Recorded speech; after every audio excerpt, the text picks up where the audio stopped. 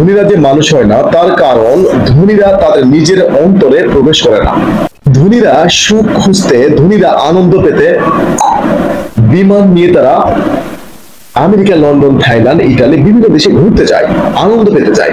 অথচ নিজের অন্তরে কখনো চিন্তাও করে না, পরিকল্পনাও করে না, নিজের অন্তরে জিজ্ঞাসাও করে না, হাই গরিব, অসহায়, ইতিম, বিধবা এই মানুষগুলো কিভাবে চলছে, কিভাবে জীবন যাপন করছে, এ নিয়ে ভাবে না। যদি ধনীরা এটা নিয়ে ভাবতো, চিন্তা করতো, পরিকল্পনা করতো, তাহলে গরিব মানুষের জীবনে সুখ আসতো। কারণ ধনীদের অন্তরে ভালোবাসা নেই, ধনীদের অন্তরে আছে টাকা পয়সা, বাড়ি গাড়ি, আত্মসাৎ, লোভ লালসা। যদি ধনীদের অন্তরে লোভ লালসা না থাকতো তার গরিব মানুষদেরকে ভালোবাসতো। প্রতিদিন মানুষেরা কিভাবে তারা 700-500 টাকা ইনকাম করে জীবন চালাচ্ছে, একটু ভাবতো, চিন্তা করতো। অসহায়, ইতিম, গরিবদের বাজার খরচ, কিভাবে তারা জীবন যাপন করছে, কিভাবে তারা খাচ্ছে, কিভাবে থাকতেছে, কিভাবে তারা চলছে, এ বিষয় নিয়ে ধনীরা পরিকল্পনা করতো। আর ইতিম, গরিব, অসহায় মানুষের প্রতি মহব্বত, ভালোবাসা দিয়ে তাদেরকে এগিয়ে নিয়ে যাওয়ার জন্য চিন্তা করতো। কিন্তু বর্তমান এই সমাজে ধনীদের মনে একটাই চিন্তা, বিমান, বিদেশে যাবে, ঘুরবে, সেখানে তারা ছেলে মেয়েদেরকে পড়াশোনা করাবে, নিজে বড় বাড়ি করবে, সুযোগ পেলে বাংলাদেশ থেকে ছক্কা, অন্য দেশে যাই শেল্টার নিবে, আশ্রয় নেবে। দুনিয়া থেকে আপনি রক্ষা পেতে পারেন, সুদ খেয়ে, ঘুষ খেয়ে রক্ষা পেতে পারেন।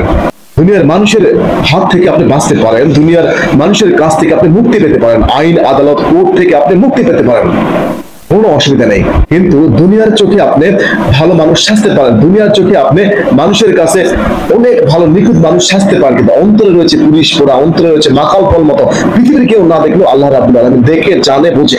সেখান থেকে আপনি পার হতে পারবেন না, 100% পার হতে পারবেন না। পৃথিবীর মানুষের ধরা সহজ, ধরবে, ছেড়ে দিবে। ঘুষ দিয়ে যে কোনো ভাবে হোক না কেন মামা খালুর মধ্যে দিয়ে আপনি ছাড়া পেয়ে যাবেন, রক্ষা পেয়ে যাবেন।